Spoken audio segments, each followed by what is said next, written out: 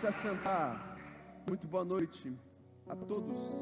Primeiro livro dos Reis, capítulo 17.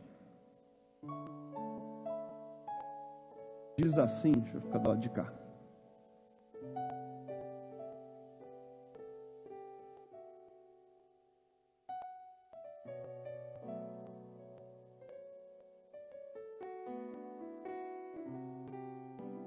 Se eu fosse dar um tema para essa mensagem, seria confronto, a ferramenta de Deus para a mudança do homem.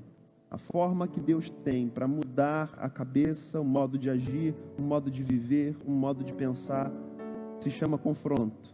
E nesse texto que a gente vai ver Deus confrontando 3 pessoas diferentes com o intuito de mudar a vida delas. Deus usando essa ferramenta no dia a dia, na história, para mudar o curso de vidas, para mudar vidas de pessoas e para mudar o curso da história. Então, o texto fala disso, eu queria ler junto com os irmãos. Diz assim: Ora, Elias de Tisbe, em Gileade, disse a Acabe: Juro pelo nome do Senhor, o Deus de Israel, a quem sirvo, que não cairá orvalho nem chuva nos anos seguintes, exceto mediante a minha palavra. Depois disso, a palavra do Senhor veio a Elias: Saia daqui, vá para o leste e esconda-se perto do riacho de Querite, ou do ribeiro de Querite, entre outras versões, a leste do Jordão. Você beberá do riacho, e dei ordens aos corvos para o alimentarem lá.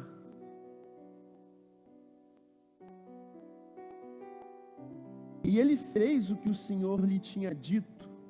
Foi para o riacho de Querite, a leste do Jordão, e ficou lá. Os corvos lhe traziam pão e carne de manhã e de tarde, e ele bebia a água do riacho. Algum tempo depois, o riacho secou-se por falta de chuva. Então a palavra do Senhor veio a Elias: Vá imediatamente para a cidade de Sarepta, de Sidom, e fique por lá. Ordenei a uma viúva daquele lugar que lhe forneça comida. E ele foi. E quando chegou à porta da cidade, encontrou uma viúva que estava colhendo gravetos. Ele a chamou e perguntou: Pode me trazer um pouco d'água numa jarra para eu beber? Enquanto ela ia buscar água, ele gritou: Por favor, traga também um pedaço de pão. Mas ela respondeu: Juro pelo nome do Senhor, o teu Deus, que não tenho nenhum pedaço de pão, só um punhado de farinha num jarro e um pouco de azeite numa botija.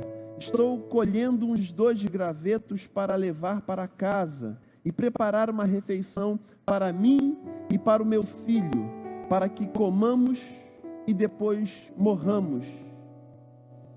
Elias, porém, lhe disse: Não tenha medo, vá para casa e faça o que diz, mas primeiro faça um pequeno bolo com o que você tem, traga para mim, e depois faça algo para você e para seu filho. Pois assim diz o Senhor, o Deus de Israel: a farinha na vasilha não se acabará, e o azeite na botija não se secará, até o dia que o Senhor fizer chover sobre a terra. Ela foi e fez conforme Elias lhe dissera. E aconteceu que a comida durou muito tempo para Elias e para a mulher e sua família, pois a farinha na vasilha não se acabou e o azeite na botija não se secou, conforme a palavra do Senhor proferida por Elias. Algum tempo depois, o filho da mulher, dona da casa, ficou doente, foi piorando e finalmente parou de respirar. E a mulher reclamou a Elias: que foi que eu te fiz, ó homem de Deus? Vieste para lembrar-me do meu pecado e matar meu filho? Dê-me seu filho, respondeu Elias. Ele o apanhou dos braços dela, levou-o para o quarto de cima, onde estava hospedado, e o pôs na cama. Então clamou ao Senhor: ó Senhor, meu Deus, trouxeste também desgraça sobre esta viúva, com quem estou hospedado, fazendo morrer seu filho.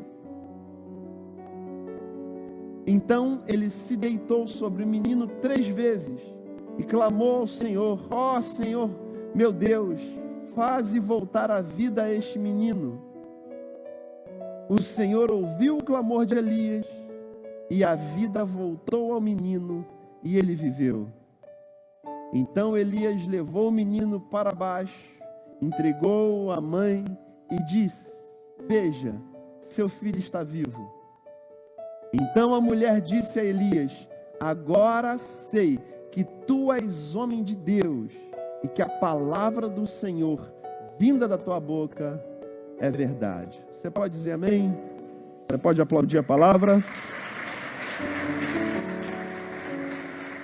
Nessa noite, lida e ouvida, e te pedimos, fala conosco através dela, ministra os nossos corações, que ela possa gerar vida na nossa vida. É a minha oração, no nome de Jesus, para a glória de Jesus. Amém e amém. O texto fala de 3 personagens: Acabe, rei de Israel, 7º do reino setentrional, talvez um dos piores reis que Israel teve.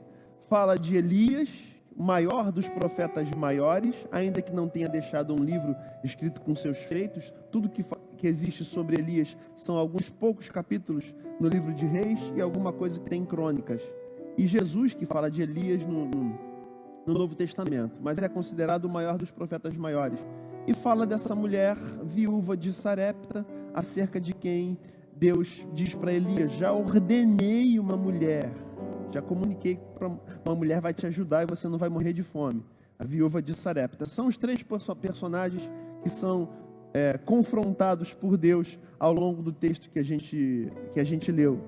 E os profetas no Antigo Testamento eram levantados justamente para ser boca de Deus. No Antigo Testamento eles eram chamados de profetas ou videntes, porque eles viam o que Deus via. Eles eram usados como boca de Deus. Eles eram levantados para corrigir, na maioria das vezes, reis. Você tem os profetas maiores, Daniel, Ezequiel, Isaías e Jeremias, que são levantados antes do período dos cativeiros, e eles eram levantados justamente para confrontar os reis e para corrigir os reis. Quando os reis começavam a se desviar de Deus, esses profetas eram levantados para confrontá-los.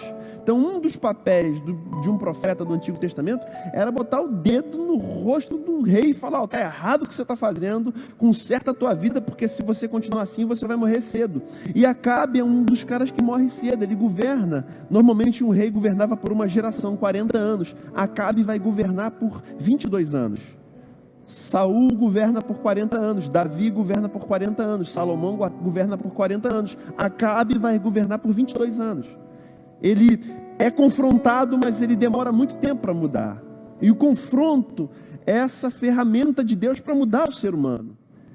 Você vê os profetas fazendo esse papel em todo o Antigo Testamento. Sempre que você pega a história dos reis de Israel, você vê que Deus sempre levantou profetas para confrontá-los e para ajustá-los e para ser boca de Deus para ele ao longo de toda a história da humanidade. E a palavra confronto, né? Elias confronta Acabe com o dedo em riste. Elias faz o papel de um profeta, e confrontar um rei como Acabe era algo perigosíssimo. Tanto que depois Acabe começa a persegui-lo e intenta matá-lo. Mas a palavra confrontar, quer dizer colocar frente a frente. Confrontar, da mesma raiz da palavra acariar, que é colocar cara a cara. Você vê isso muito em inquéritos policiais. Quando tem versões diferentes de um crime, você pega os dois acusados e bota um de frente para o outro. Dá a sua versão, agora dá a sua. Ele estava, ele estava, não estava. Então conta a história aí. Dá o papo reto e bota um contra o outro, vê quem se contradiz para descobrir a verdade. Esse é o processo de confrontação, de acariação. Confrontar, eu me lembro, eu liderei a parte de informática da FAETEC, Fundação de Apoio à Escola Técnica, nos anos 99 e 2000, nos concursos que a gente fazia, tinham 50 mil inscritos, e eu coordenei toda a parte de TI, então a gente corrigia as provas, os cartões de resposta, a gente corrigia eletronicamente, a partir de leitoras de cartão, e a gente publicava o gabarito. Sempre tinha gente que entrava com recurso, que achava que a prova dele foi corrigida errada. Aí a gente marcava um dia, ele vinha, a gente pegava o cartão de resposta dele e pegava o gabarito, aí confrontava o cartão de resposta com o gabarito. Você respondeu tal coisa e o gabarito está tal coisa, a justificativa está aqui, você respondeu errado. Na confrontação, a gente viu o que estava certo e o que estava errado. Confrontar é alguém que te diz a verdade, que te mostra os teus erros, para que você mude, no sentido de te corrigir, no sentido de te fazer melhorar. Eu emagreci alguns quilos, porque eu fui confrontado por um médico. Cara, se tu continuar nessa vibe, tua saúde vai pro ralo, você não vai viver muito não, hein? Quantos aqui passaram mal, foram para o médico, o médico falou, tu tem que parar de beber, cara, porque senão teu fígado vai para o ralo, tu vai viver pouco, tu vai morrer e tua mulher vai ficar aí, tu vai arrumar outro marido, melhor do que você, mais bonito que você, ainda vai gastar o dinheiro que você guardou na poupança. Eu já vi isso. Aí ele falou, vou parar com tudo. Isso aí. Confrontar, o médico confronta. Esses confrontos fazem bem. Eu fui confrontado, tu tá gordo, tem que emagrecer, tem que parar de comer feijão. Não, mas o feijão tem ferro, falei para o médico falou, cara, o brócolis tem mais ferro que feijão, a couve tem mais ferro que feijão. Quem te disse que você não pode viver sem feijão, arroz e macarrão? Vou comer feijão minha vida inteira, doutor. Quem te disse que você não pode? Mas eu vou ficar sentindo falta. Quem te disse isso, cara? Tu não vai sentir falta não. Aí eu larguei feijão, arroz e macarrão. Posso ouvir misericórdia? Confrontado pelo médico, confronto. Deus de vez em quando levanta a gente para nos confrontar as ideias equivocadas que estão na nossa cachola. E Deus nos confronta. Por quê? Porque Deus quer nos fazer mudar. Algumas coisas a gente só faz quando a gente se sente confrontado. Me lembro, isso tem mais de 10 anos, deve ter uns 10 anos, quando um rapaz veio conversar comigo, pediu um gabinete, pastor, eu preciso de um aconselhamento. Ele nem era de nossa igreja, mas eu conhecia há muito tempo. E ele veio conversar comigo, ele era apaixonado por uma menina da igreja dele, apaixonado, ele tinha 19, a menina tinha 19. A menina tinha acabado de terminar um noivado e estava sozinha. E ele falou, cara, eu sou apaixonadamente louco por ela, mas eu sou extremamente tímido, eu não consigo, eu olho para ela, eu desvio o olhar e vou embora. E eu não sei o que fazer da minha vida, ela está sozinha agora, e meu sonho é casar com ela, cara. Mas eu, pastor, morro de medo. E ele veio conversar comigo. Eu fui conversando, aconselhando. A gente nunca deve dizer o que a pessoa tem que fazer, a gente mostra as possibilidades. E eu comecei a conversar, aconselhar, botei as possibilidades sobre a mesa, estou orientando o que ele tem que fazer, mas sabe quando você está orientando alguém e você está vendo que está entrando por um ouvido e saindo pelo outro? Eu estou falando e ele está lá. Eu estou dando várias possibilidades, ele não vai fazer nada do que eu estou falando. Eu estou lendo, eu estou falando, gastando ali, me gastando, não vai fazer nada. Aí eu parei. Olhei dentro do olho dele e falei assim, tu é um arame liso, tu não espeta ninguém. Olha só, deixa eu explicar aqui, que eu fui criado na roça.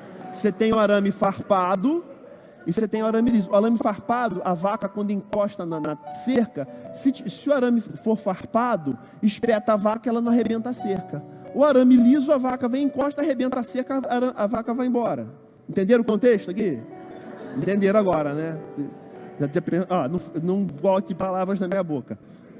Mas eu olhei dentro da carinha e falei, tu é um arame liso, cara. Tu não espeta ninguém. Aí ele olhou para mim e começou a ficar com raiva. Tem mais, você é um arroz, só serve de acompanhamento.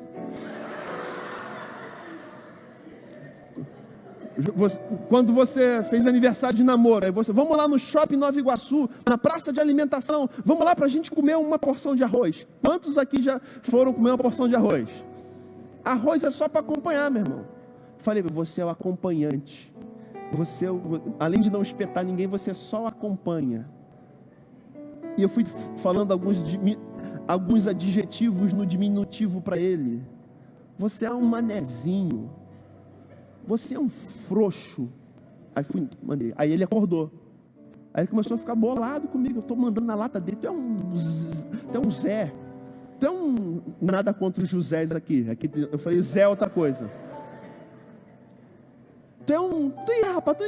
Aquilo ali é muita areia pro teu caminhãozinho. Nem adianta você querer dar 3 viagens que você não vai conseguir, porque tu não vai sair daí, rapaz. Tu vai ficar na tua, tu nunca vai falar nada com ela. Tu é um manezão mesmo, cara. E tu, zero à esquerda. Tu tá frito, cara. Você não serve para ela, merece o melhor do que você. Porque você é um covarde. Tem nem a coragem de ir lá e falar com ela que você gosta dela, cara. E fui arrebentando ele. Aí ele acordou. Aí batendo. Chegou mais que ele levantou. Pô, pastor, obrigado aí, valeu. Vou ter que chegar aí. Vou ter que ir lá, tá bom? Deu aqui meia hora. Sacudiu o malandro. Ele saiu bolado, bufando do gabinete e foi embora. Domingo seguinte ele volta na igreja. Vê ele com um sorriso, aí senta lá atrás na cadeira, aleluia. Sabe aquela alegria da vida que você vai dormir com a cara esticada, você acorda sorrindo. Ele já entrou na igreja rindo. Eu estou pregando que ela está rindo lá atrás, cara. Sentou rindo, ficou rindo o culto inteiro, terminou o culto. Pastor, tem que falar contigo, pastor. Pastor, sai daqui bolado semana passada, queria voar no teu pescoço, pastor. Eu estava com tanta raiva que sabe o que eu fiz? Eu saí daqui, eu fui na casa da garota. Eu fui lá, eu bati na porta. Ela abriu, olhou para mim e falei, eu vim aqui, tem que falar contigo, o negócio está engargado aqui já há um tempão, cara. Eu estou aguentando aqui, eu vim lá do pastor agora, o pastor falou um negócio para mim, eu estou aqui, ó. Eu vou te fazer muito feliz. Se você ficar comigo, tua vida vai progredir, porque eu vou estar junto com você na igreja, a gente vai viver as coisas de Deus junto. Porque eu sou um cara, não sou um cara de bobeira, não, eu sou um cara para casar. Não sou igual com esse cara, não, eu sou um cara bom. Eu não sou mané, não. Eu falei isso para ela. Aí chegou... Ela olhou para ele assim, me surpreendeu. Resumo da história, ela disse sim, cara. Eles começaram a namorar, eles noivaram, eles casaram, eu recebi um convite de honra para ir no casamento deles. Eles têm uma filhinha linda hoje, e eles lideram a juventude de uma grande igreja aqui da Baixada. Mas enquanto eu estava, por que eu estou dizendo isso?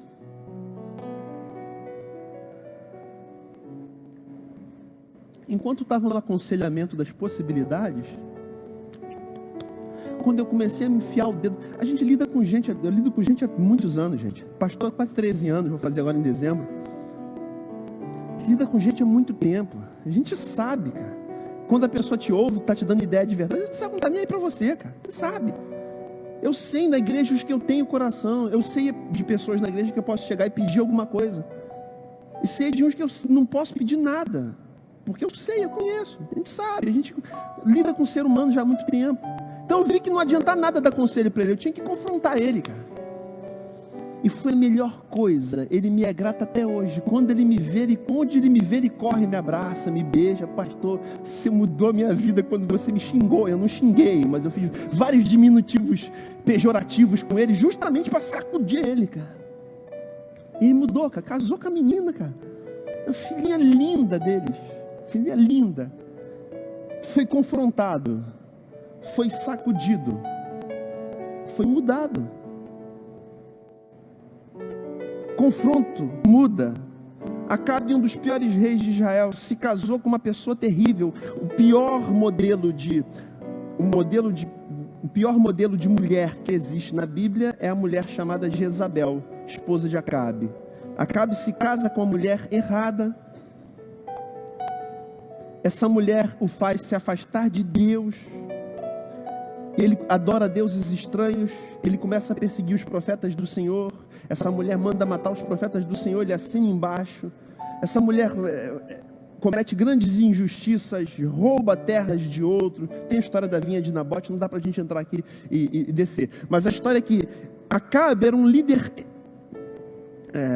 era um rei, líder da nação, e estava fazendo com que a nação fosse para o buraco. Deus precisava mudá-lo. Deus também precisava mudar Elias, porque apesar de ser um homem de Deus, tinha muita coisa na vida dele que precisava ser mudado.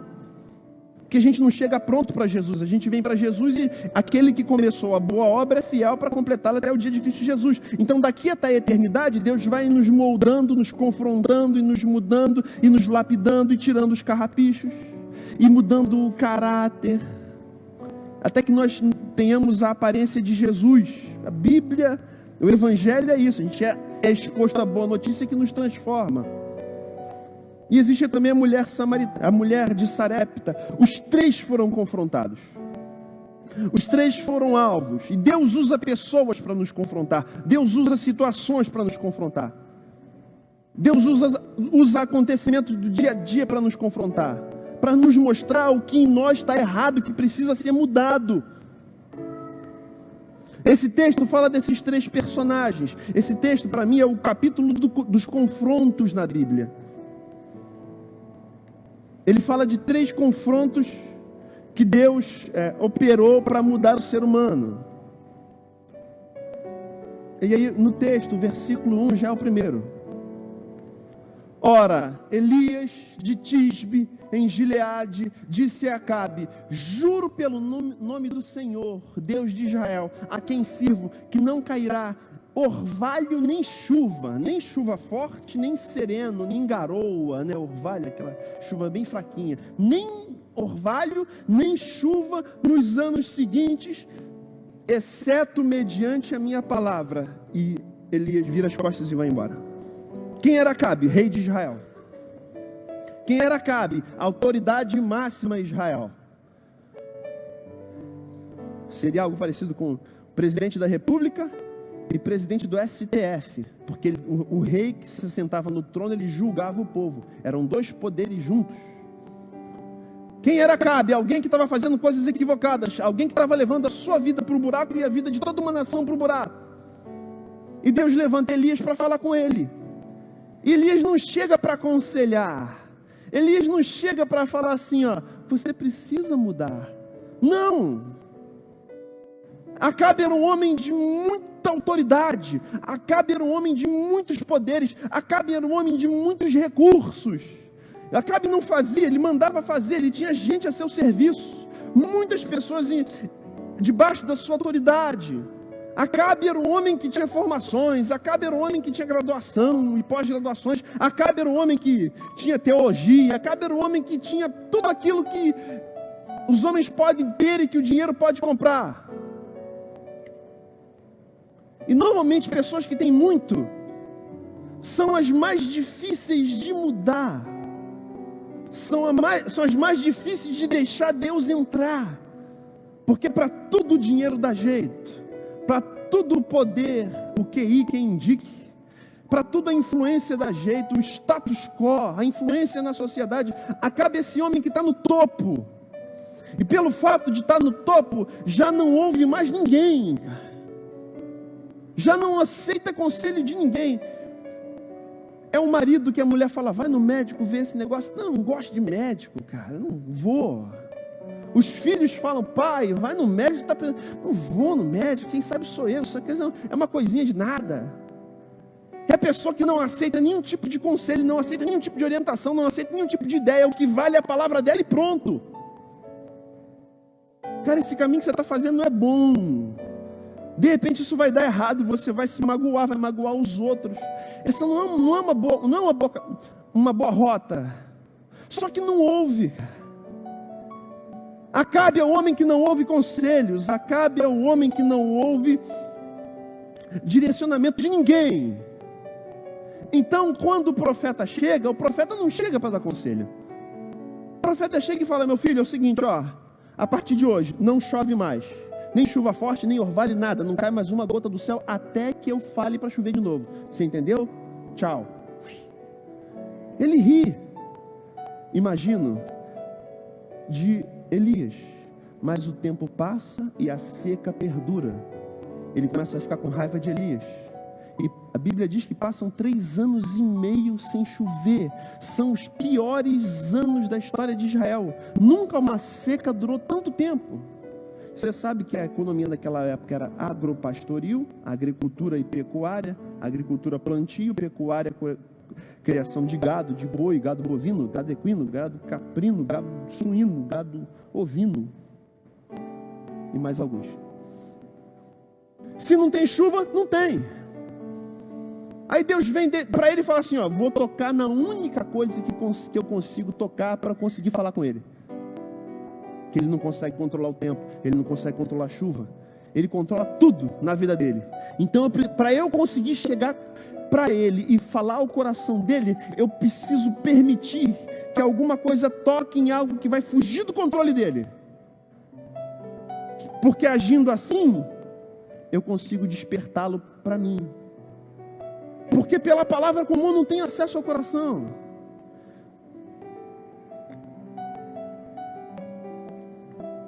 Pela palavra comum dos meus profetas, eu não tenho acesso ao coração. Você tem ouvido aqui, né? A dor é uma ótima conselheira quando os ouvidos já não conseguem mais ouvir bons conselhos. A dor, às vezes, é a única forma que Deus tem para falar com determinadas pessoas. E Deus vai e usa a dor. Deus vai e usa a seca. Deus vai e usa o cessar daquilo que era a maior fonte de provisão, que era a água. Sem água não tinha mais. Sem água a nação retraía. Sem água a economia caía. E Deus toca naquilo que tinha mais valor para ele. Há um texto maravilhoso. Você vê Deus usando desse expediente com outros homens. Acho que sem ser domingo passado ou outro, nós falamos sobre Naamã, general dos exércitos da Assíria, poderoso em obras, mas leproso, extremamente orgulhoso para fora, dava ordens para todo general de todas as estrelas, por dentro leproso. Teve que tirar a roupa, teve que descer, para Deus chegar no seu coração e mudar o que estava errado. Tem vários homens Deus fez isso. Deus fez isso com Moisés. Deus fez isso com Isaías. Se a gente tivesse tempo de ler Isaías 6 aqui, Isaías 6 diz assim: no ano que morreu o rei Uzias, eu vi o Senhor assentado no alto e sublime trono, e os querubins estavam sobre ele, o seu séquito, a sua comitiva enchia aquele lugar, e os querubins diziam uns para os outros: Santo, Santo, Santo é o Senhor dos exércitos, a terra está cheia de sua glória. A Bíblia diz: no ano que morreu o rei Uzias, eu vi o Senhor. O rei Uzias era irmão de Amós, o pai de Isaías.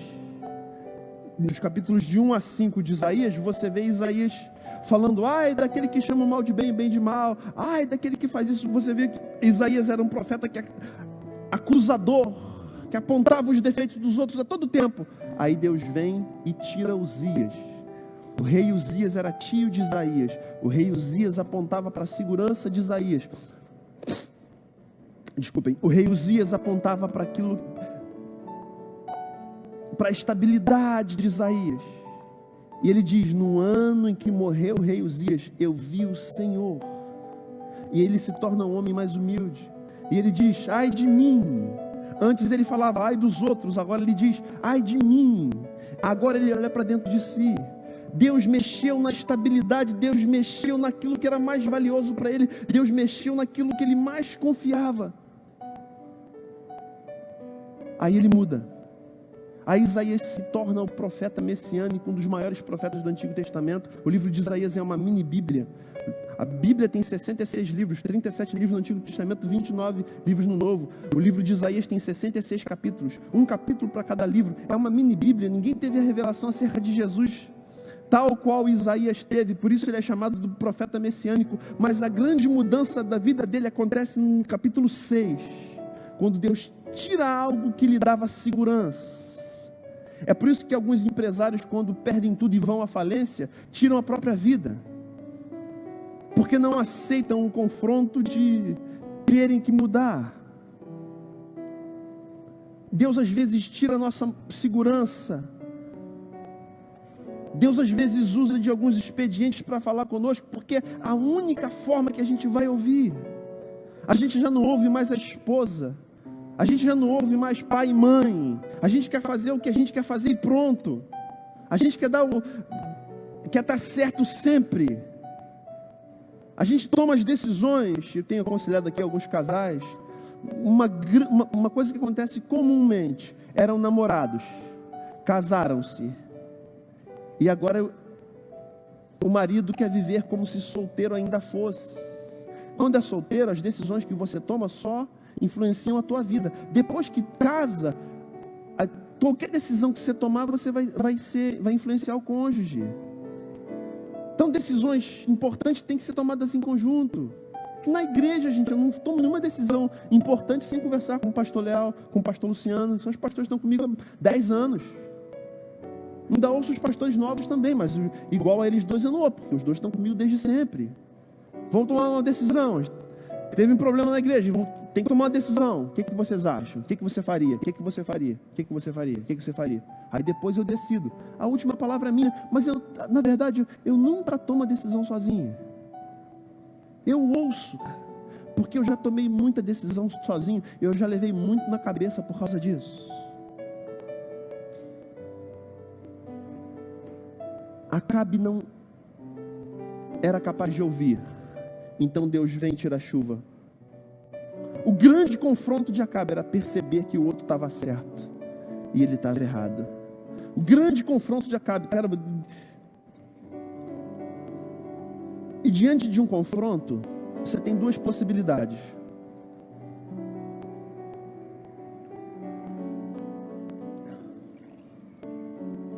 O rapaz que confrontei, eu bati, ele levantou e fugiu. Só que no ponto de ônibus para ir embora, ele pensou: eu vou lá agora. Ele aceitou, cara. Diante de um confronto, ou você foge, ou você muda.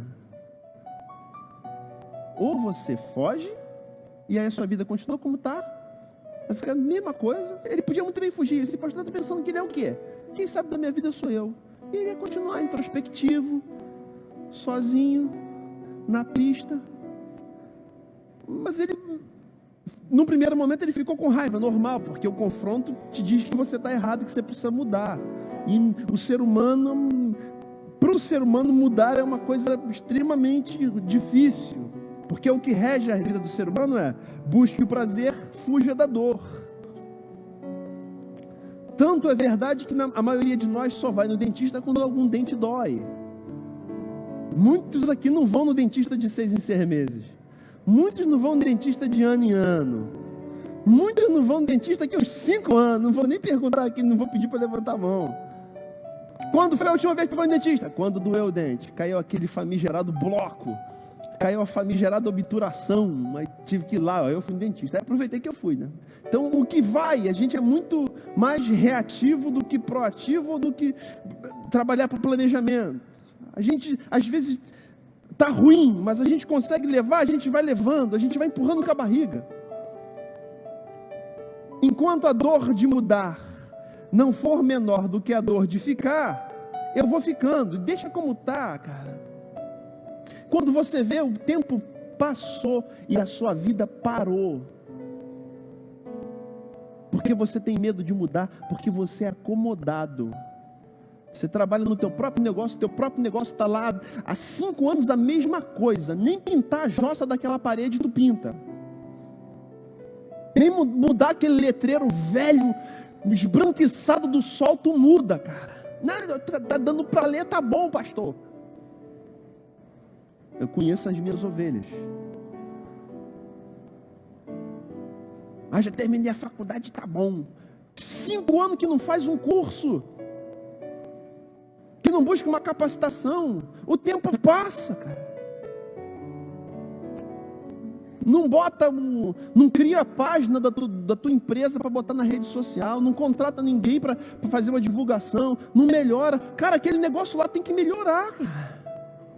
Eu sou profissional liberal, eu sou da área de humanas, eu sou psicólogo, sou vendedor. Anuncia. Eu trabalho com internet, trabalho com informática já há muito tempo. Impossível você não usar da tecnologia em teu favor. Aproveita, abre teu celular aí. Eu esqueci hoje. Compartilha essa palavra do Facebook. Vai lá. Faz parte. Você está evangelizando pela internet. Entra na página da igreja lá. Eu não compartilhei, eu esqueci, tá vendo? Aí eu me autoconfrontando agora.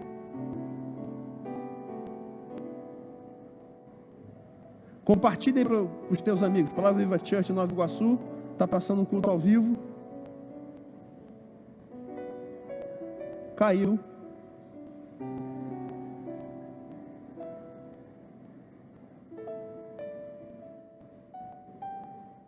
Estamos ao vivo, 16 pessoas acompanhando. Compartilha lá com alguém.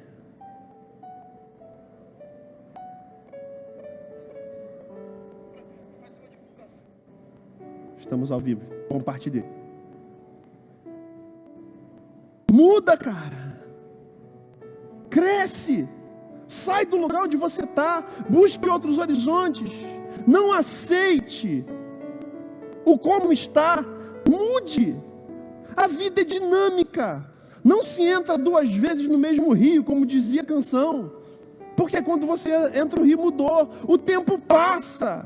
Se você resistir à mudança, você vai estar no mesmo lugar daqui a 5 anos, daqui a 10 anos, cara. O que esse texto está falando é que Deus levanta Elias para falar só, não vai chover, cara.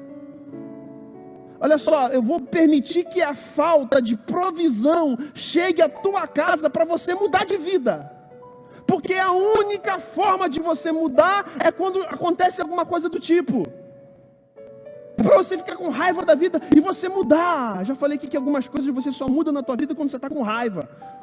O maior exemplo disso é Jesus entrando no templo, derrubando as barracas de cambiadores, fez um chicote de cordas, pegou 3 cordas, amarrou, fez um chicote.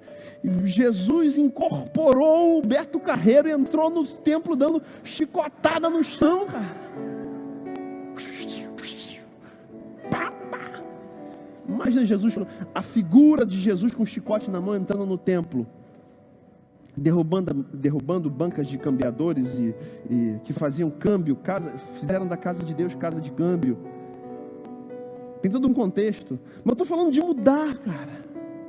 Da vida passar e você parar numa atitude errada, já tinha que ter sido corrigido na tua vida e que não corrigiu. Aí o que Deus faz?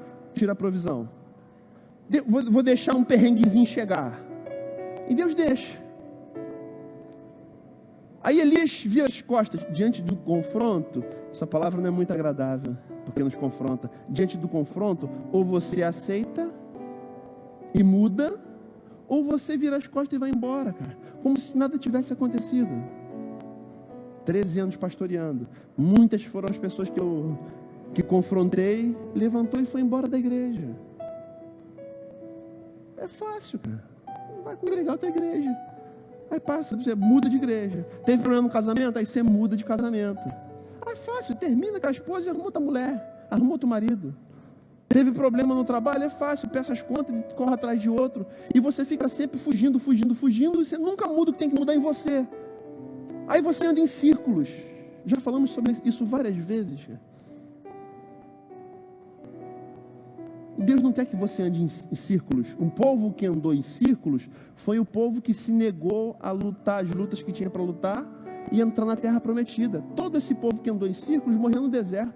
Deus teve que levantar uma outra geração mais corajosa para debaixo de Josué entrar. Então, o primeiro confronto que a gente vê nesse texto é o confronto de Acabe. Acabe é aquele que não ouve ninguém.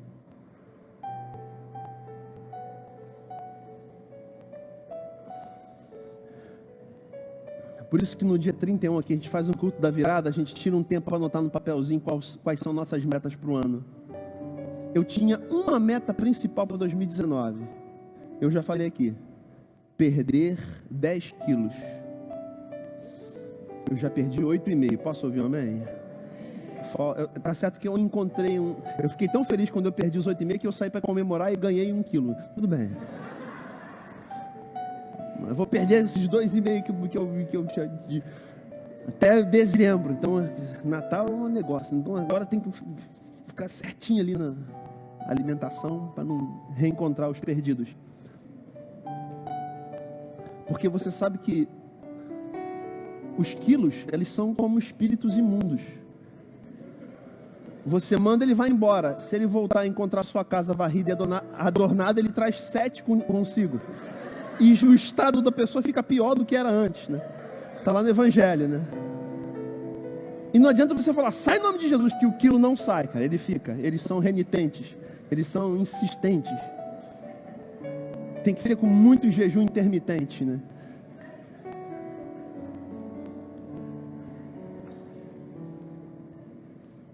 Então, eu ainda tenho até final de dezembro para perder mais uns 2 quilos que eu tenho que perder. Até final de dezembro. Meta. Por isso que a gente faz meta.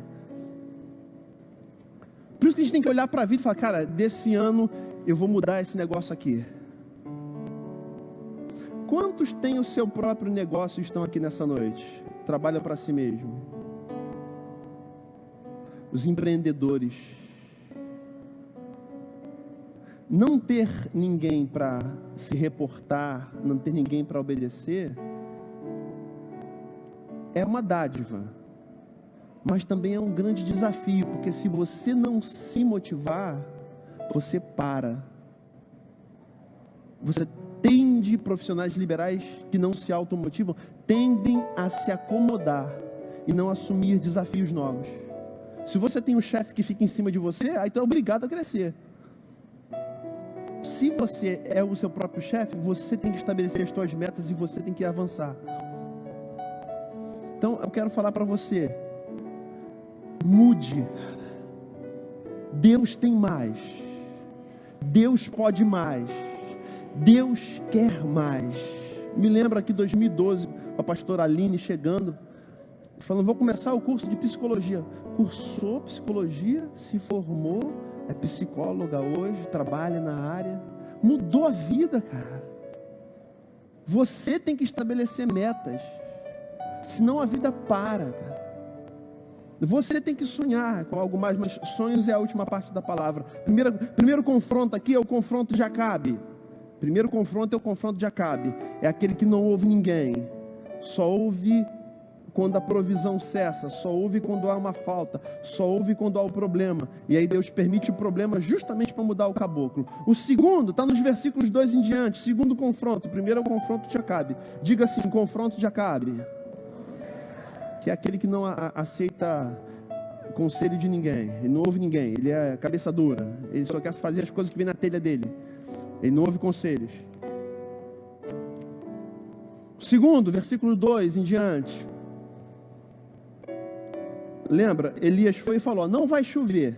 Aí o rei ficou olhando para a cara dele, ele vira as costas e vai embora. Aí Deus fala para ele, ó, agora tu vaza, porque depois que parar de chover mesmo, que ele perceber que não vai chover, ele vai correr atrás de você, ele vai querer te pegar. Ah, culpado é o Elias, ele vai querer te pegar. Então, ó, mete o pé, traduzindo. Depois disso veio a palavra do Senhor a Elias 3, dizendo, né? Saia daqui, vá para o leste, esconde-te perto do riacho de Querite, a leste do Jordão. A palavra Querite, no hebraico, vem do hebraico shavat, que quer dizer cortar e para deixar do tamanho certo. Primeiro Deus confronta o Acabe, agora Deus está confrontando Elias, para que ele mude. Shavat, corte, riacho de Shavat, ribeiro de Querite, o lugar de corte, o lugar de colocar no tamanho certo. Vá lá, olha o que diz o versículo seguinte, tu teu esconderijo, riacho de Querite, você beberá do riacho e dei ordens aos corvos para o alimentarem lá. 5, ele fez o que o Senhor lhe tinha dito, foi para o riacho de Querite, a leste do Jordão, e ficou lá. Deus manda ele fazer uma coisa, ele faz. Deus fala, muda a geografia, vá para outro lugar, vai nessa direção, sai daqui, vai para lá. E Elias está ligado, diferente de Acabe que resiste. Elias diz sim para as coisas de Deus, e ele vai. Os corvos lhe traziam pão e carne de manhã e de tarde, e ele bebia da água do riacho. Se a gente pegar para ver a questão da água e do pão, sem chuva não tinha plantação de trigo, não tinha pão. Então a prova de Acabe era água e pão. A prova de Elias era água e pão. Quando a gente chegar na viúva de Sarepta, o que ela tinha lá era farinha para fazer um pão e água. Ele pede, traga uma água para mim, traga também, faz um bolinho para mim com essa farinha que você tem. Água e pão. A prova dos três era a mesma, tinha o mesmo instrumento. Era água e pão. Agora para Elias, vai para o lugar de corte, e ali você vai comer água e pão. E eu vou ordenar que um corvo te traga proteína, porque carboidrato e água não sustenta ninguém. Tem que ter uma proteínazinha, tem que ter uma gordura. Então vai ter água, pão, ainda vai ter uma carnezinha. E quem vai trazer para você é o corvo. Então, Elias, vai para o riacho de Querite, Chavate, lugar de corte.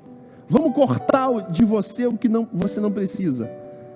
Porque você precisa ficar do tamanho que eu te quero. Então, você vai para Querite, o lugar de corte. Lá você vai viver com pão, água e carne. Você vai baixar o teu padrão de vida. Você vai viver com o mínimo que se precisa para viver realmente.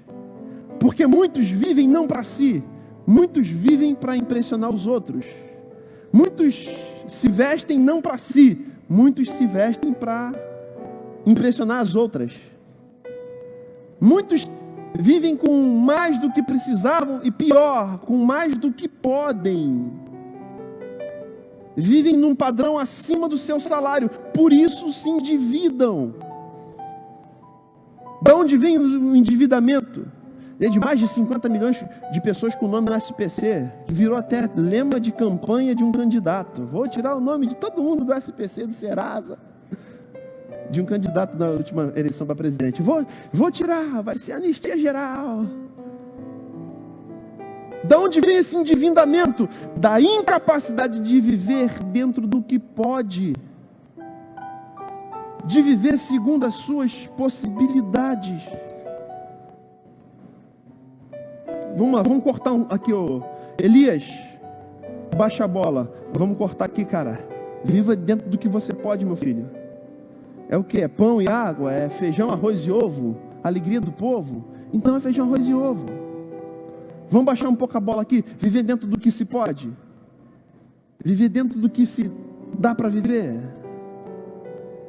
Não, pastor, eu vou viver acima, mas eu vou dar o dízimo. Importante é que se eu der o dízimo eu consigo. Você ganha isso.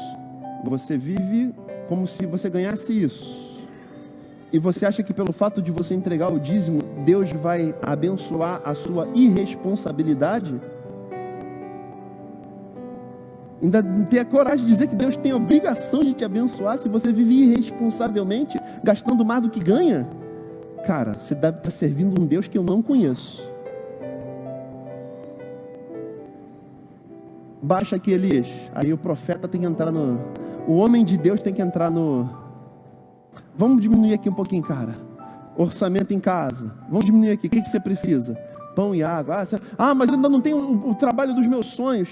Tudo bem, você vai chegar lá. Enquanto você não tem o trabalho dos teus sonhos, eu vou mandar que corvos te sustentem.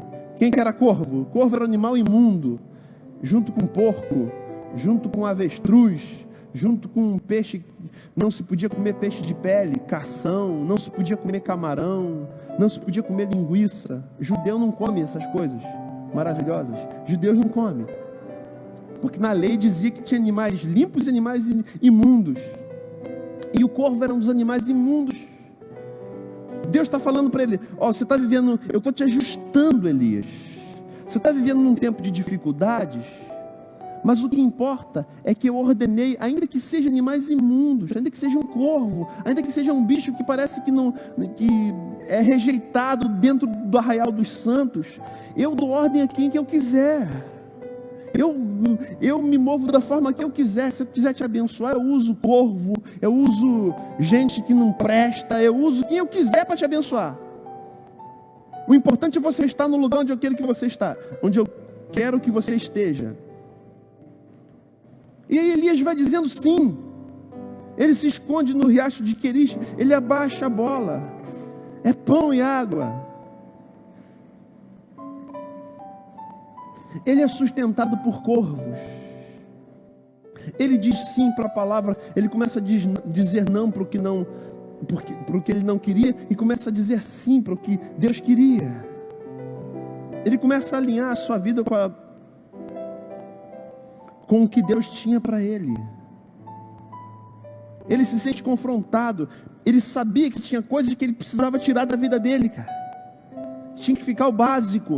Tinha coisas que não tinha que estar, que tinha que sair da vida dele. E ele tinha que ficar só no básico. Às vezes é melhor ficar só no básico, cara. Se redes sociais e tecnologia te afastam de Deus, faça jejum dessas coisas, cara. Porque o sentido do jejum é abrir mão de alguma coisa que é muito importante para você, em prol da tua relação com Deus. Esse é o sentido do jejum. É abrir mão de algo que é necessário, que você julga necessário, que você julga importante em favor da tua relação com Deus. É abrir mão. Alinhar a sua vida à palavra de Deus. A gente faz aqui todo ano um jantar de casais. Ano passado eu preguei no jantar de casais. Falar de casamento, a gente tem que falar de forma descontraída. A gente sempre faz piada, porque o casamento por si só já é um desafio.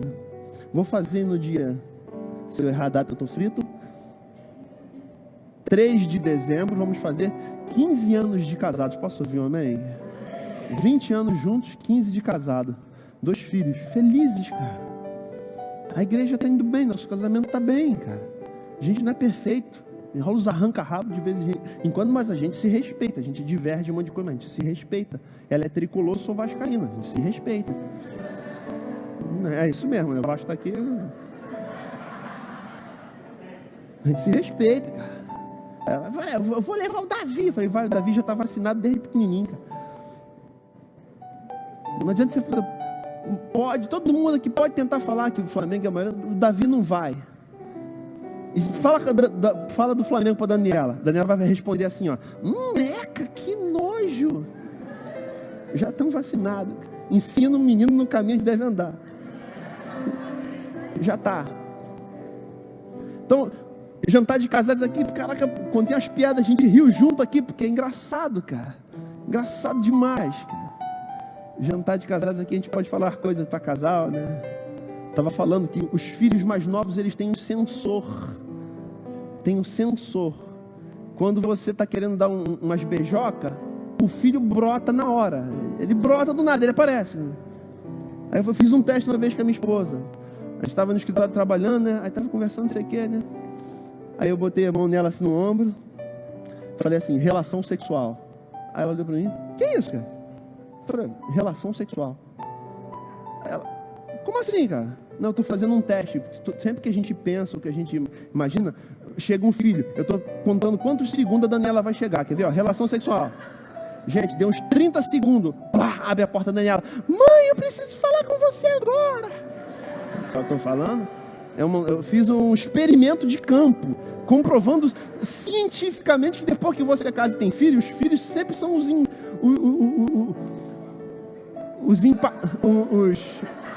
interruptores de momentos alegres. Então, desculpa aqui, eu sei que tem muitos solteiros e coisa e tal, mas você sabe o que eu estou falando. Então, o jantar de casal foi assim. A gente sempre fala do que é o casamento, das dificuldades, dos desafios, da vida doce, coisa e tal. Normalmente é o evento que a nossa igreja mais vem gente de fora. A gente tem reservado 30% a 40% das vagas para gente de fora. A gente faz um jantar por ano.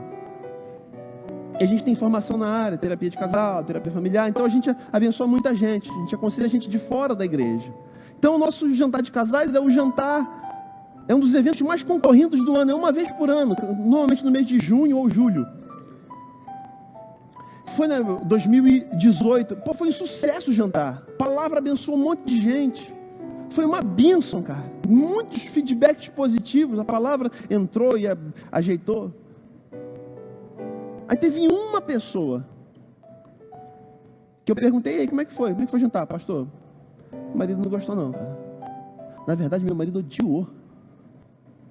Não gostou nada que o senhor falou, nada entrou. Odiou. Como é que pode, cara? Todo mundo foi bom, para ele foi ruim, cara. Não, porque ele é de uma igreja muito tradicional, que não pode isso, não pode aquilo. Não gostou do que o senhor pregou? Eu peguei e fui ver o que eu preguei. Hebreus 13. Venerado seja entre todos o matrimônio, mas os que adulteram, Deus os julgará. Venerado, louvado seja o matrimônio santo. Tem que lutar pelo matrimônio. Casamento é negócio sério, instituído por Deus. Foi isso que eu preguei. Alguns meses depois ele pediu o divórcio. Aí eu entendi por que ele não tinha gostado da palestra. Entendi por que o jantar de casais foi péssimo para ele. Porque já estava querendo meter o pé, gente. E não tinha hombridade para falar que a decisão tinha sido dele, que ele não queria mais. E sendo crente, que é pior, sabe que Deus, que o casamento é invenção de Deus. Então, se você não se deixa... Eu entendi. O tempo passou, eu entendi. Por que para ele foi tão ruim? Porque a Bíblia, o que a Bíblia fala, ele quer ir de encontro. Ele quer outra coisa. Ele quer alegria, ele quer zoação, ele quer farra. Ele não quer compromisso. Eu entendi. Alinhar a nossa vida com aquilo que Deus quer não é para qualquer um, cara. É por isso que muitos passam muitos anos na igreja e suas vidas não saem do lugar. Porque mudar é uma decisão individual, cara. E não tem a ver com o agir de Deus. Tem a ver com a gente agir. Pedro fala isso no capítulo 2 de Atos. Arrependam-se e cada um de vós seja batizado no nome de Jesus para perdão dos pecados, porque a promessa diz respeito a vós. Salvai-vos dessa geração. Não é Jesus que vai salvar vocês. Salvai-vos. Vocês é que vão se salvar. Vocês é que vão tomar a decisão de viver uma vida de acordo com o que a palavra diz, cara. E não é fácil, cara.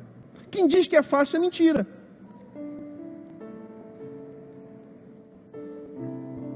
Elias, eu já estou confrontando Acabe. Agora chegou a tua vez. Vai para o Ribeiro de Querite. Corte. Vamos deixar a tua vida bem... Pão, água e carne. Só o essencial. Aí ele, caraca. Tempo de escassez. Sim, senhor. Ele vai. E ele fica, cara. E ele desenvolve uma relação com Deus, cara. Ele começa, é o início de Elias. E é uma transformação, cara. De Deus arrancando da tua vida o que você sabe que está errado, cara. Aí se a gente fala da palavra, a gente não... O que eu vou falar no jantar de casais? O casamento é de Deus, cara. Aquilo que Deus uniu não separe o homem. Pastor, e o divórcio? Está lá em Mateus 19, Jesus falou. Chegaram para Jesus e perguntaram: Jesus, se o casamento é de Deus, Deus não gosta que divorcie, por que Moisés concedeu carta de divórcio? Jesus responde: Moisés concedeu carta de divórcio por causa da dureza do coração do homem, mas no início não foi assim. Aquilo que Deus uniu não separou. Então o divórcio, Jesus fala, ele é fruto da dureza do coração do homem. Que dureza é essa? Dureza de não se submeter à vontade de Deus. Dureza de preferir meter o pé do que lutar pelo casamento. Estou falando que vida 2 é fácil? Não. Quantos tem mais de 10 anos de casado aqui? Quantos tem mais de 14 anos de casado aqui? Só para eu poder me incluir. Quantos tem mais de 20 anos de casado aqui? Caraca, 1, 2, 3, 4. Pergunto para esses. Para os que tem mais de 14 anos de casado. Quantos tem mais de 14 anos de casado aqui? Leva de novo. Pergunto, vida 2 é fácil ou não?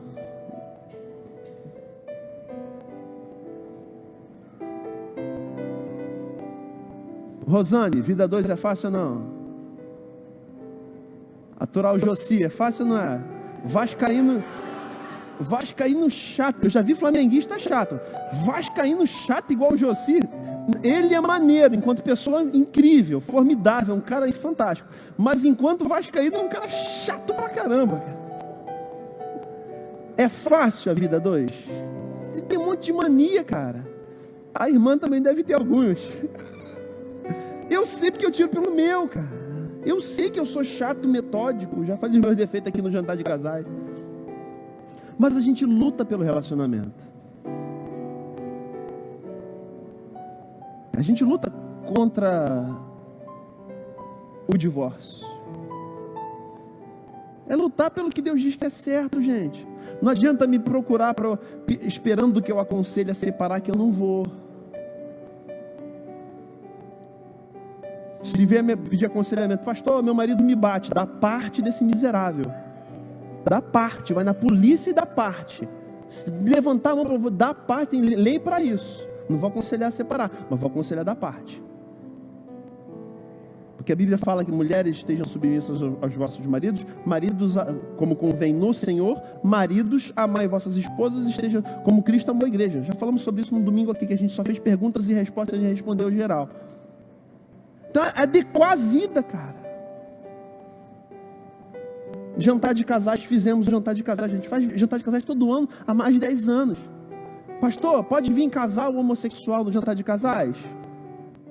Você não me conhece não, cara. É para casal. Para casal. O que a Bíblia ensina? Macho e fêmeas criou. Aí você vem agora uma galera falando que tem o trans não binário de gênero neutro. Que não é nem ela, nem ele. Tem um X no final. Eu estou cansadix.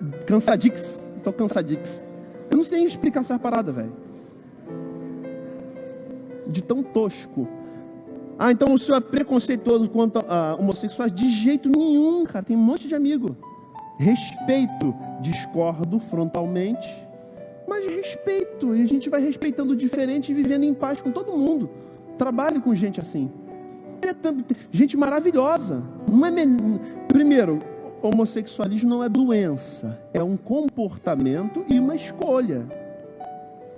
Mas e o que a Bíblia diz? Essa escolha é contrária à vontade de Deus. Deus não fez o homem para isso. Quando ele planejou macho e fêmea, não foi pensando na reprodução, foi pensando na união dos sexos diferentes. Então a Bíblia é contra. E se você perguntar a minha opinião, eu vou responder o que a Bíblia diz. Quem tem que se ajeitar? Eu, nas minhas fraquezas, nos meus erros. Assim como roubar, furtar, dar volta nos outros, pedir dinheiro emprestado e não pagar, fingir que não conhece para não pagar. Errado, é falha de caráter. Aquele que furtava, não furte mais. Antes, trabalhe com as suas mãos para ajudar quem precisa. Está lá em Efésios, capítulo 4. A Bíblia fala, não mintais. Tem os 10 mandamentos que resumem os 613 preceitos da lei. Não terás outros deuses diante de mim. Não adorarás as imagens de escritura. Está tudo na Bíblia, gente. Então não é... A grande questão é a gente querer se adequar ao que a Bíblia orienta. A gente bota muita culpa em Deus, mas a gente não quer se adequar ao que a Bíblia orienta. Aí você vê um Elias aqui. E vem Deus e fala, Elias, tem que cortar umas coisas aí da tua vida, meu filho. Você vai para o lugar do corte. Você está comigo ou não está comigo? Sim, senhor, eu vou. É difícil pra caramba, cara. O mesmo profeta que confronta reis é o profeta que tem que cortar coisas da sua vida. Que tem que levar, como eu já disse aqui domingo após domingo, pegar coisas da sua vida, levar e colocar aos pés da cruz. Fazer o que está escrito em Mateus 16. Aquele que quiser vir após mim, negue-se a si mesmo. Tome a cada dia a sua cruz e siga-me. Segundo confronto. Não bate não, mãe. É a hora da fominha, eu sei. Eu já tive 2.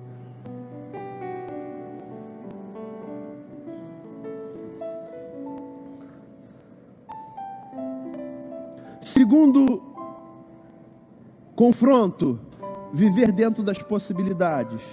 viver com aquilo que ganha, adequar a sua vida ao padrão que Deus tem, cortar as coisas que desagradam a Deus e fazer o que agrada a Deus, amar o que Deus ama, odiar o que Deus odeia, é viver parecido com Deus, e Jesus é o modelo. Por que somos chamados cristãos? Somos pequenos cristos, somos cristinhos, na verdade. Fazer o que Jesus faria se estivesse no nosso lugar, tratar como nós gostaríamos de sermos tratados, amar como Jesus amou. E o amor de Jesus não abre mão do confronto para mudar, porque amava, ele confrontou Pedro, confrontou João, confrontou Tiago, confrontou as atitudes violentas deles. Adequar a vida ao que Deus tem, ao que Deus quer. Isso é ser cristão, gente. Isso é evangelho. Não é só vitória, de vez em quando tem os cortes. De vez em quando, como eu vi essa semana, um rapaz falando uma coisa, Delino Marçal, aquele que compôs a música Deus é Deus, e ele dá o testemunho dele, né, contando que ele estava num aeroporto e uma pessoa perguntou para ele: cara, por que você faz tantas músicas boas e dá para outras pessoas gravarem? Eles vão ficando famosos e você não fica famoso. Você devia gravar suas próprias músicas e cantar suas próprias músicas, porque aí você conquistaria fama e muito mais reconhecimento. Você fica dando música para um monte de gente. Aí ele vira e fala: cara, daí vem a canção: se Deus fizer na minha vida, Deus é Deus. Se não fizer, se fizer na vida do outro, para quem eu dei as músicas, Deus continua sendo Deus para mim. Daí vem a música que você conhece, né? Se Deus fizer, Deus é Deus. Se não fizer, Ele é Deus. Se a porta abrir, Ele é Deus. Mas se fechar, continua sendo Deus. A doença vier, Ele é Deus. Se curado for, Ele é Deus. Se tudo der certo, mas se não der, continua sendo Deus. Ele entendeu, cara, o chamado dele, abençoar outros. E músicas que ele deu para pessoas fizeram um sucesso enorme, as pessoas estouraram. Mas sabe o que aconteceu nesse mês? Ele concorreu pela primeira vez ao Grammy Latino, melhor música cristã de língua portuguesa. Concorreu com Eli Soares, com Gabriela Rocha e com mais uns 2 ou 3. E ele ganhou o Grammy Latino, cara. Melhor álbum gospel. Aí foram fazer pergunta para ele: como é que você está se sentindo na entrevista, né? O ápice, ele falou: cara, ele citou o Salmo 126. Eu estou sorrindo, eu estou como os que sonham. A Bíblia diz no Salmo 126: quando o Senhor restaurou a nossa sorte, ficamos como os que sonham, nossa língua se encheu de cânticos, nosso rosto de alegria. Então se dizia entre as nações: grandes coisas fez o Senhor por eles. Realmente, grandes coisas fez o Senhor por nós, e por isso nós estamos felizes. Aquele que semeia boa semente, aquele que vai andando e chorando e semeando a boa semente, voltará com alegria trazendo seus frutos. Ele fala: eu estou como que sonha. Ele citou o Salmo 126. Mas os meus pés continuam no chão. Se Deus fizer, Deus é Deus. Se não fizer, continua sendo Deus. Sabe qual é a grande frustração de muitos que vêm para a igreja? Vêm na expectativa de ter todos os seus sonhos realizados. Ficam 6 meses na igreja, alguns dos seus sonhos não se realizam, talvez a maioria. Eu vou embora.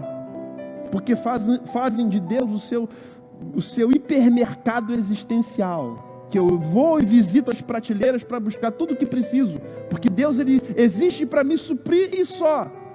E quando eu estou com as minhas despensas cheias, eu não preciso nem de igreja, nem de Deus, nem de espiritualidade, nem de orar, nem de nada disso. E fazem de Deus um abastecedor, um supermercado. Aí não consegue desenvolver uma relação saudável. Aí você olha para o cara: se Deus fizer, é Deus. Se não fizer, continua sendo Deus. Aí você olha para um filho, cara. Você tem 2 filhos. Tem um que vem para você, toda vez que vem para você, te pede R$100. Pai, me dá R$100 aí. Toda vez que vem, te pede R$100. Aí você tem outro filho que chega, senta do teu lado e fica do teu lado. Aí você fala: o que você quer, filho? Quero nada não, pai. Quero só ficar aqui do teu lado sentado. Ficar contigo aqui. Não vou perguntar qual o filho que você gosta mais, porque filho a gente gosta igual. A gente gosta igual. A gente gosta igual. Filho a gente gosta igual. Mas tem filho que causa mais alegria no nosso coração do que outros. Mas a gente gosta igual. Um que vem para você só te pedindo coisas, ou aquele que vem para você só para estar com você, porque te ama. Tem filhos que causam mais alegria. O que Elias faz? Alinha a sua vida, cara. Tem que cortar aqui? Então vão cortar. Charvate, Querite, lugar de corte. Então eu vou cortar. Vou cortar. É o lugar de corte. O confronto às vezes é para cortar. E como eu lido na igreja, vou avançar aqui para não perder a hora. Eu me propus a pregar sempre 40 minutos no máximo, e já foi.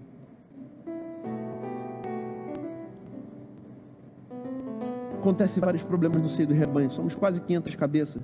Vai acontecer todo tipo de confusão, uns com os outros e os outros com os uns. E um que contratou o outro que deu problema, o outro que fez o serviço e o fulano não entregou, o outro que emprestou dinheiro para o outro, e o outro que arrumou confusão, o outro que discriminou. Gente, tem isso tudo em todas as igrejas. Como é que eu lido com isso? Se for coisa grave, eu chamo. Eu mando um líder ir lá e ver o que está acontecendo. Se for um treco grave, manda que eu venha para conversar. Como a Bíblia fala, se o teu irmão pecar contra ti, vai e repreende tu e ele só. Se ele se arrepender, perdoa-lhe. Se ele não se arrepender, leva mais 3 testemunhas e confirma toda a palavra. Se ele se arrepender, perdoa. Se não se arrepender, conta para a igreja toda e tira o cara da comunhão. É o que a Bíblia ensina. 13 anos de pastor, nunca tirei ninguém da comunhão da igreja. Já disciplinei sem ninguém ficar sabendo. Nunca expus ninguém e nem pretendo fazer. Mas sempre que chamo para conversar, é um único intuito: fazer a pessoa ver onde está errando para adequar a sua vida. Os que aceitam, crescem. Os que não aceitam, alguns vão embora, cara. E vão dar a cabeçada por aí em outras igrejas. Quando você diz Deus é para cortar, então corte. Hebreus capítulo 12. Se vós suportais a repreensão e a disciplina, Deus vos trata como filhos. Se vocês não suportam, Deus vos trata como bastardos. Filho que não aceita a disciplina, ser corrigido. Disciplinar, já falamos sobre isso. Discipular, mostrar o caminho para chegar do outro lado. Não é punir. Disciplina, discípulo, te fazer chegar ao outro lado. Falei do Delino Marçal, mas não falei da palavra que ele falou. Ele falou algo tão profundo essa semana na entrevista lá do Grammy, tão profundo. Ele falou: na vida,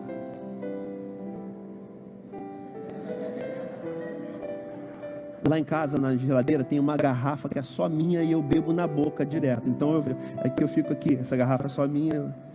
É só lá em casa que tem isso. Eu tenho certeza que na tua casa não tem isso. Todo mundo bebe no copo certinho, como manda o figurino, né? Tem uma garrafa na tampa da geladeira, né, que fica ali, ó, aperta o botãozinho aqui, ó. Tem um gatilho. Eu já bebo ali, ninguém bebe. Um dia foi visita lá em casa. Não dá dessa daí não. Não dá dessa daí não. Parou tudo no meio, graças a Deus. Mas não tem nada a ver com isso. Olha o que Delino Marçal falou. Na vida, na escola, você faz lições para passar na prova. No reino de Deus, você é colocado na prova para aprender lições. Na vida, as lições te levam para a prova. No reino, a prova te faz aprender lições. Você é colocado na prova, mas você não tá, Deus te botou ali para você sofrer. Não, é para você aprender algumas coisas, cara. E para você mudar. Aí ele entra no lugar certo, né? Querite, corte. Ele que confrontou reis, agora ele é mudado. Ele fica vivendo com o básico: água, pão, carne. Acabe demora 3 anos e meio para poder aprender a lição, porque ele fugiu. Elias leva muito menos tempo à beira do riacho. Chega uma hora, deixa eu tentar ser expositivo, 7. Algum tempo depois, o riacho secou-se por falta de chuva. 8. Então a palavra do Senhor veio a Elias. O riacho secou, a palavra veio. 9. Vá imediatamente para a cidade de Sarepta, que é Sidom, fique por lá. Ordenei uma viúva daquele lugar que lhe forneça comida, provisão. Acabou a provisão no lugar, é hora de mudar. Pastor, estou malhando trigo no lugar, nunca acontece. Eu estou ali, mas estou apertando, não dá nada, pastor. É hora de mudar. O lugar da tua missão é o lugar onde vai ter provisão. Se você está no lugar que Deus quer que você esteja, vai ter provisão. Enquanto tem provisão, Deus te quer ali.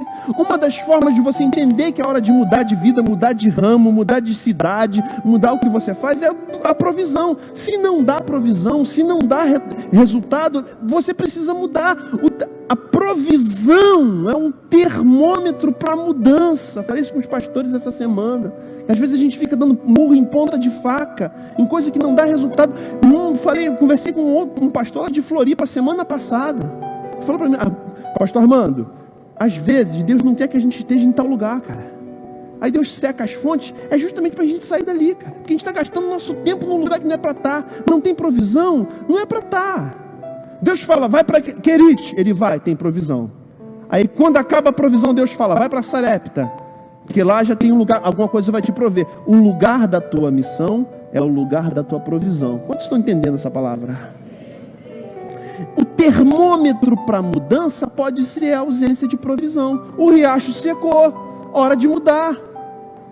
Volta nos versículos anteriores, só para a gente reforçar. Volta no 7. Algum tempo depois, o riacho secou-se por falta de chuva. É claro que ele profetizou contra a cabeça. Não vai chover, mas toda vez que você ataca o outro, volta para você, porque não vai chover para ele, mas ele está morando no mesmo lugar dele. Então não tem chuva para lá, não tem chuva para cá. Secou. E o profeta tem que confrontar. Mesmo com medo de perder. Às vezes você confronta alguém que é importante. Vamos dizer assim, eu nem olho para isso. Mas por muito tempo eu olhei. Não vou confrontar não, porque a pessoa é uma pessoa importante na igreja. Meu irmão, não estou nem aí. O que eu tenho que falar, eu falo. O que Deus entregar, eu falo, e o problema é de Deus. Quem sustenta a igreja é Deus. Posso ouvir amém? Eu nem vejo quem dizima, quem não dizima, eu não sei disso. Isso é armadilha para mim. A Bíblia fala que não faça acepção de pessoas. Eu tenho que tratar da mesma forma o empresário e a dona de casa. A mesma atenção. Uma grande armadilha é eu dar mais atenção para o empresário do que para uma dona de casa. Estou usando um exemplo aqui qualquer. É uma armadilha.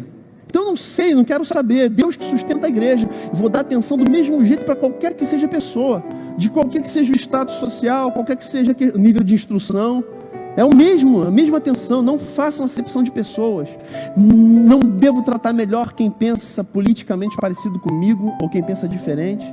Tem gente que pensa de todo jeito aqui, e nossa igreja é extremamente heterogênea. Gente diferente. Tem branco, tem preto, tem pobre, tem rico. Tem gente letrada, tem iletrado. Tem gente da direita, gente da esquerda. A gente se respeita e a gente se ama. E o que nos une é Cristo. E ponto, cara. E bola pra frente, cara. E é assim que tem que ser. Aí ele fala, secou, hora de mudar. A provisão é um termômetro para a vida. Gente, tem um monte de pérola sendo dada aqui nessa noite. Um monte de pérola.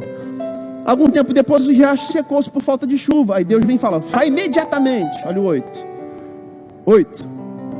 Então a palavra do Senhor veio a Elias. 9. Sempre a palavra da para a vida. Vai imediatamente para a cidade de Sarepta. A tradução para o português seria aquele reservatório onde você derrete a prata e o ouro. Então, é reservatório é tipo de chumbo, para você saber se a prata é legítima, se o ouro é legítimo. Então, Sarepta é algo para você medir o valor. Sarepta, fique por lá. Ordenei a uma viúva daquele lugar que lhe forneça comida. 10. E ele foi. Quando chegou à porta da cidade, encontrou uma viúva que estava colhendo gravetos. Ele a chamou e perguntou. A prova de Acabe era água, e por consequência pão, porque começou a faltar pão por causa da chuva. A prova de Elias era a água do riacho e o pão que o corvo trazia. E agora a prova da mulher, a mesma coisa. Ele chamou e perguntou: pode me trazer um pouco d'água numa jarra para eu beber? A mulher tinha pouca coisa, cara. A água estava escassa, 3 anos e meio sem chover. A mulher tinha um pouquinho de farinha, um pouquinho de azeite e um pouquinho d'água. Olha o 11. Enquanto ela ia buscar a água, já viu aquela pessoa que tem pouco, mas o pouco que tem divide? Eu tenho pouco, mas o pouco que eu tenho eu consigo compartilhar. Eu tenho gente que vê que você está precisando de alguma coisa, te ajuda, cara. Você está num momento difícil, alguém chega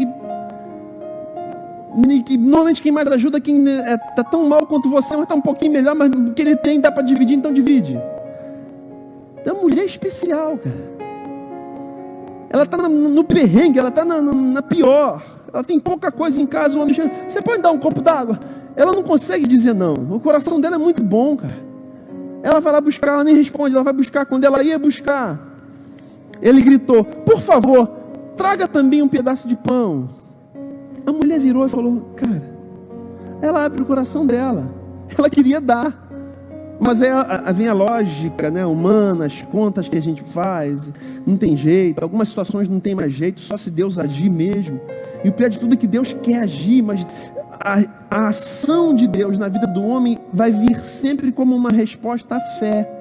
Toda a Bíblia, o agir de Deus foi sempre em resposta à fé.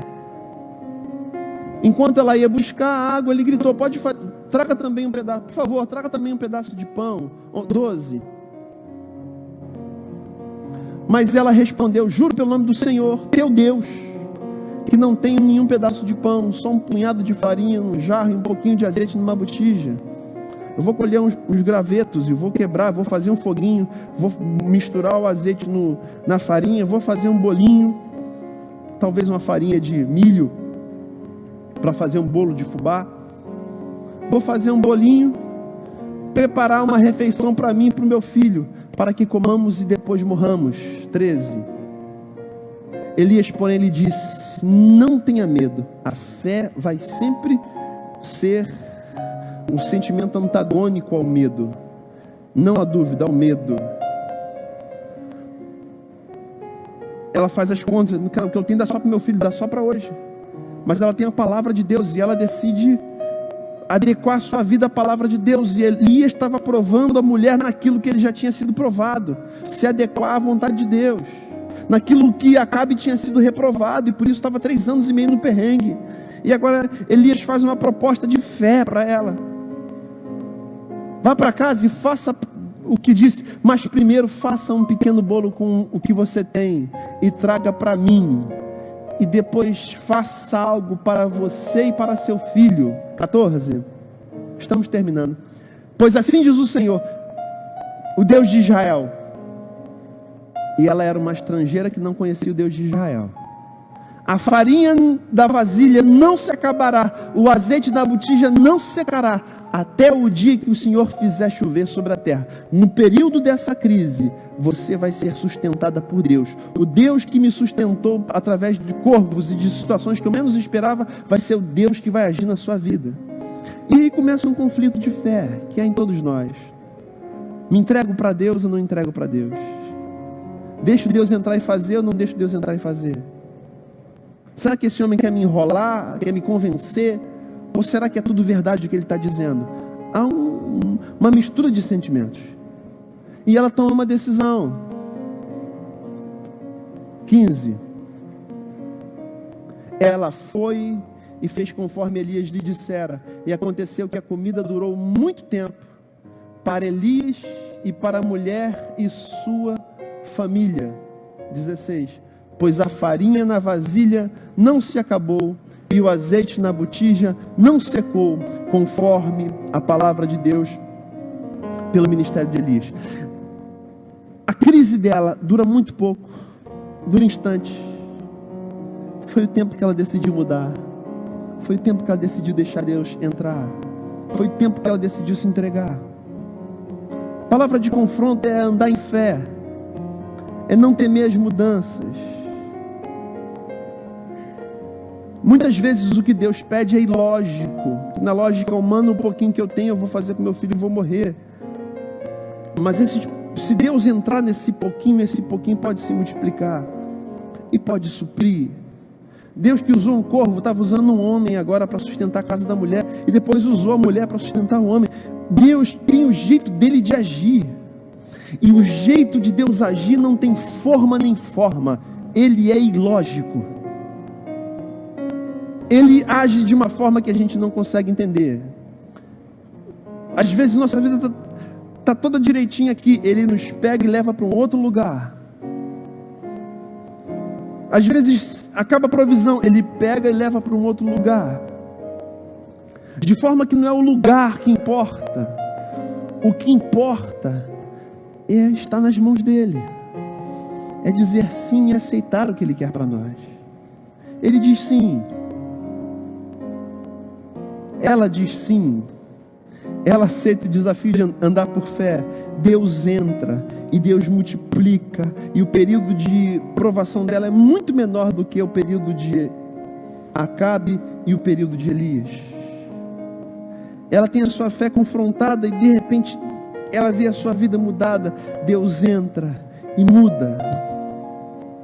Em último lugar, a hora se foi, não vou me aprofundar. O filho morre e ela leva o filho para Elias, e Elias ora e o filho ressuscita. O filho era o sonho.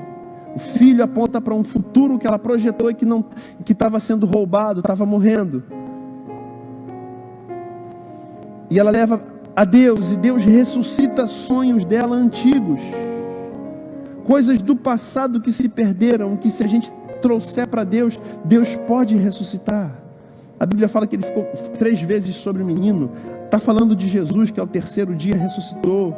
Está falando de Jesus que já pagou um preço por cada um de nós. Está falando de Jesus que morreu para que nós pudéssemos viver uma vida digna.